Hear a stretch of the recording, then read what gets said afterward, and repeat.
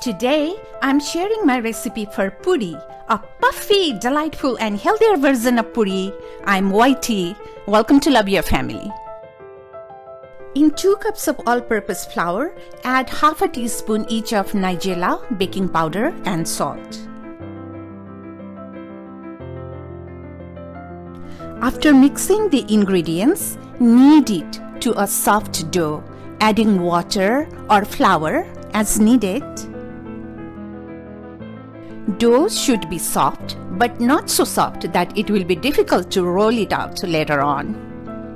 Cover and keep it at room temperature for about 10 minutes.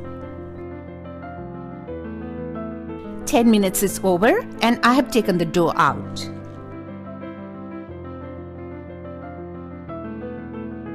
Make small balls out of the dough and start rolling them into round shapes. Puris are round, by the way. 2 cups of flour makes about 10 puris. Heat oil and fry them one by one. Oil should be heated well and be very careful when you drop puri in oil. You can also use a spatula to drop puri in oil. Use a small frying pan so you will be using less oil for frying. If you are using hand to put puri in oil, first put one end in oil and then very lightly leave the rest and remove your hand quickly.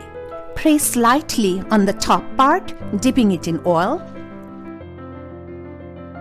and turn it over. See the light brown puffed puri? Put a tissue paper in a container to keep puris. It will absorb extra oil. Enjoy it with anything you like. Aloo Dum goes very well with puri. For Aloo Dum recipe, please check out my previous video. Thanks for watching. Please press the subscribe button if you like my videos. Until next time.